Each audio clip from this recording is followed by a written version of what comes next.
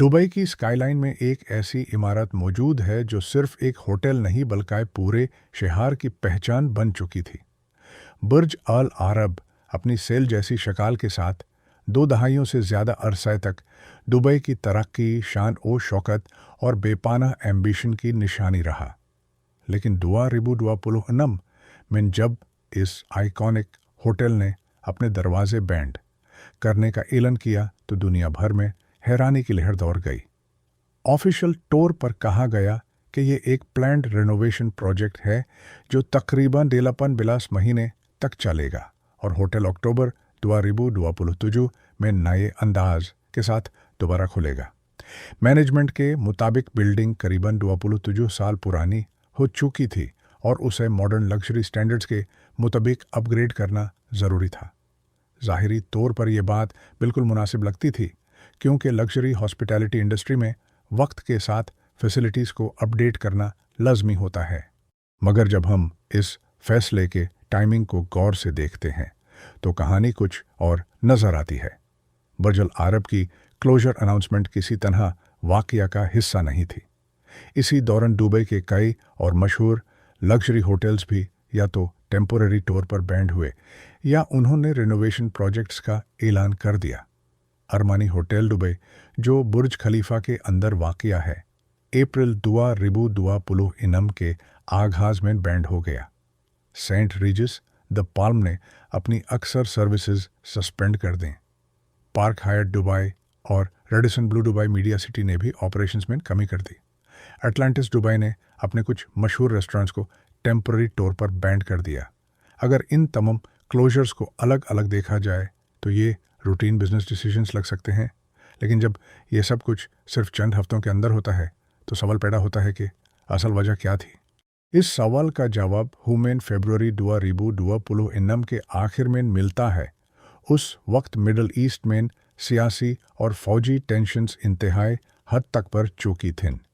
दुआ पुलुह दिलापन फरवरी दुआ रिबू दुआ पुलुह इनम को अमेरिका और इसराइल ने ईरान के मिलिट्री टारगेट्स पर स्ट्राइक्स की।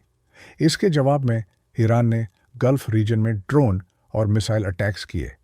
दुबई भी इस सूरत हाल से मुतासिर हुआ। जबल आली पोर्ट के इलाके में धुआं उठता देखा गया और कुछ मकामत पर ड्रोन डिब्रिस गिरने की रिपोर्ट्स सामने आए। अगरचे इंफ्रास्ट्रक्चर को बहुत बड़ा नुकसान नहीं हुआ, लेकिन सबसे ज़्यादा असर लोगों के ज़हनों पर हुआ। दुबई, जो दुनिया भर के टूरिस्ट्स के लिए एक सेफ और लग्जरी डेस्टिनेशन समझा जाता था, अचानक एक कॉन्फ्लिक्ट एडजेसेंट जोन के तौर पर डिस्कस होने लगा। टूरिज्म इंडस्ट्री में परसेप्शन सब कुछ होता है। जब लोगों को लगने लगे कि किसी डेस्टिनेशन में रिस्क है तो बुकिंग्स फ़ौरन कैंसिल होना शुरू हो जाती हैं। दुबई के साथ भी यही हुआ। सिर्फ चंद दिनों में होटल बुकिंग्स रुक गईं। जो होटल्स कुछ हफ्ते पहले दिलापन पुलु % से ज़्यादा ऑक्यूपेंसी एंजॉय कर रहे थे, उनकी ऑक्यूपेंसी रेट्स ड्रामेटिक तौर पर गिर गईं। रिपोर्ट्स के मुताबिक मार्च के दरमियान दुबई के 5 स्टार होटल्स की एवरेज ऑक्यूपेंसी दुआ पुलु दुआ % के करीब आ गई। कुछ एनालिस्ट्स ने अंदाज़ा लगाया कि सेकंड क्वार्टर में ये फिगर से पुलु % तक भी जा सकती है। ये वो नंबर्स थे जो सिर्फ कोविड पैंडेमिक के दौरान देखे गए थे।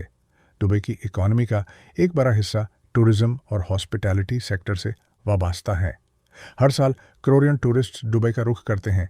Luxury hotels, restaurants, shopping malls और एंटरटेनमेंट वेन्यूज़ इसी इंटरनेशनल ट्रैफिक पर डिपेंड करते हैं। जब टूरिस्ट्स आना बैंड हो जाएं तो पूरा सिस्टम प्रेशर में आ जाता है। होटल रूम्स खाली रहने लगते हैं, रेस्टोरेंट्स में कस्टमर्स कम हो जाते हैं और रेवेन्यू तेज़ी से गिरता है। इसी दौरान के लग्जरी प्रॉपर्टीज़ ने रूम रेट्स में बड़ी डिस्काउंट्स देना शुरू कर दें, लेकिन डिमांड फिर भी वापस नहीं आई। यहाँ से हॉस्पिटैलिटी इंडस्ट्री ने एक प्रैक्टिकल स्ट्रैटेजी इख्तियार की।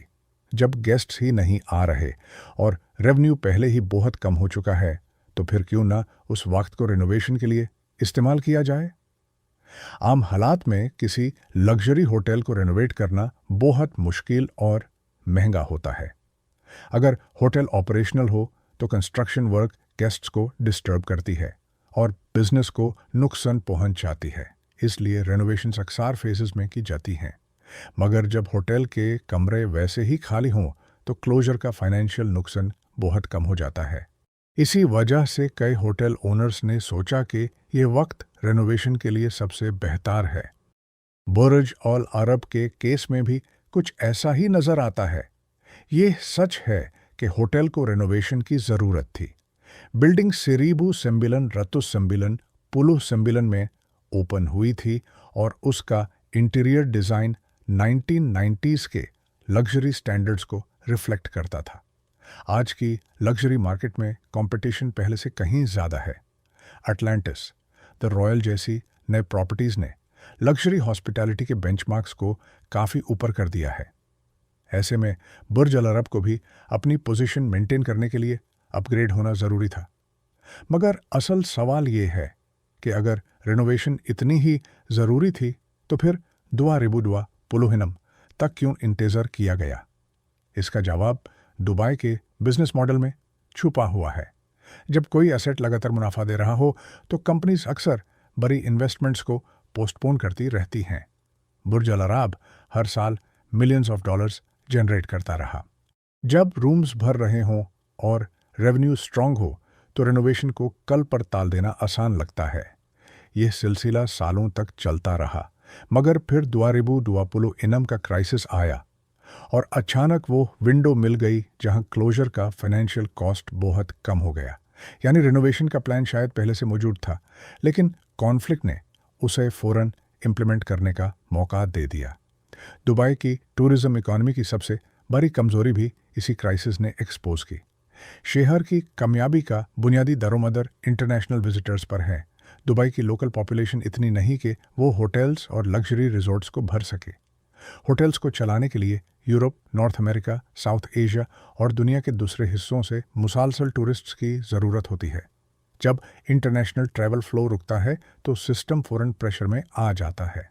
दुआ रिबू डिलापान का फाइनेंशियल क्राइसिस और दुआ रिबू दुआ पुलु का पैंडमिक ने भी कुछ हद तक ये वल्नरेबिलिटी दिखाई थी, लेकिन दुआ रिबू दुआ पुलु अन्नम का वाक़या एक नई मिसाल था कि उनके इस मर्तबा इशू हेल्थ क्राइसिस नहीं बल्कि रीजनल सिक्योरिटी कंसर्न था। इंटरनेशनल ट्रैवलर्स बहुत फ्लेक्सिबल होते हैं। अगर दुबई रिस्की लगने लगे तो वो ट्रैवल कैंसिल नहीं करते, बल्कि किसी और डेस्टिनेशन का रुख कर लेते हैं। Europe, south east Asia, east Africa और कैरिबियन जैसी जगहों ने इस शिफ्ट का फ़ायदा उठाया। टूरिज्म डिमांड ख़त्म नहीं हुई, सिर्फ डायरेक्शन बढ़ाल गई। इससे दुबई को यह एहसास हुआ कि ग्लोबल कंपटीशन कितनी सख्त है और ट्रैवलर्स के पास ऑल्टरनेटिव्स की कमी नहीं। इस तमाम सूरत हाल ने एक और अहम बात को सामने ला दिया। दुबई ने पिछले 10 सालों में लग्जरी होटल रूम्स की सप्लाई बहुत तेज़ी से बढ़ाई थी। नए रिजॉर्ट्स, लग्जरी टावर्स और 5 स्टार प्रॉपर्टीज़ लगातार खुलती रही। ये एक्सपेंशन इस असम्पशन पर मबनी थी कि इंटरनेशनल टूरिज्म हमेशा बढ़ता रहेगा। मगर जब डिमांड अचानक गिर गई तो इतनी ज़्यादा सप्लाई एक बर्डन बन गई। होटल्स को ऑक्यूपेंसी हासिल करने के लिए रेट्स कम करने पर मजबूर होना पड़ा। कुछ प्रॉपर्टीज़ के लिए ऑपरेशनल कॉस्ट्स कवर करना भी मुश्किल होने लगा। बुर्ज अल अरब का बैंड होना असल में सिर्फ एक होटल की क्लोजर स्टोरी नहीं है, ये दुबई के टूरिज्म मॉडल का एक सिंबॉलिक मोमेंट है। जब शहर का सबसे मशहूर लैंडमार्क खामोश हो जाए तो लोग नेचुरली सवाल करते हैं कि क्या हो रहा है। ऑफिशियल नैरेटिव रेनोवेशन की बात करता है और ये बात गलत भी नहीं, मगर पूरी कहानी सिर्फ रेनोवेशन नहीं, ये इकोनॉमिक रियलिटीज़, रीजनल जियोपॉलिटिक्स और टूरिज्म डिपेंडेंसी की कहानी भी है। आज दुबई एक नए मोड़ पर खड़ा नजर आता है। पहले उसकी पहचान नए प्रोजेक्ट्स और रिकॉर्ड ब्रेकिंग बिल्डिंग्स थी। पाल्म आइलैंड्स, बुर्ज खलीफा, इंडोर स्की स्लोप्स और दुनिया के सबसे लग्जरी होटल्स उस स्ट्रैटेजी का हिस्सा थे। मगर अब चैलेंज कुछ और है। अब सवाल यह नहीं कि दुबई और कितनी नई इमारतें बना सकता है। सवाल यह है कि जो एसेट्स पहले से मौजूद हैं उन्हें किस तरह रेलेवेंट और कम्पिटिटिव रखा जा सकता है। बुर्ज अल अरब की रेनोवेशन इसी वाइडर ट्रांजिशन का हिस्सा नज़र आती है। जब होटल दुआ रिबू दुआ पुलु तुजू में दोबारा खुलेगा तो मुमकिन है कि वो पहले से ज़्यादा मॉडर्न, ज़्यादा लग्जरियस और ज़्यादा अट्रैक्टिव हो। नए इंटीरियर्स, अपडेटेड इंफ्रास्ट्रक्चर और वर्ल्ड क्लास डिज़ाइन उसे एक नई ज़िंदगी देंगे। टूरिस्ट्स भी वापस आएंगे क्योंकि दुबई का ग्लोबल ब्रांड अब भी बहुत मजबूत है। लेकिन दुआ रिबू दुआ पुलो इनम का क्राइसिस एक यादगार सबक छोड़ गया है। इसने दिखाया कि चाहे इंफ्रास्ट्रक्चर कितना ही इम्प्रेसिव क्यों ना हो, इकोनॉमी कितनी ही सक्सेसफुल क्यों ना हो, अगर वो एक ही सोर्स ऑफ डिमांड पर डिपेंड करे तो एक्सटर्नल शॉक्स उसे हिला सकते हैं।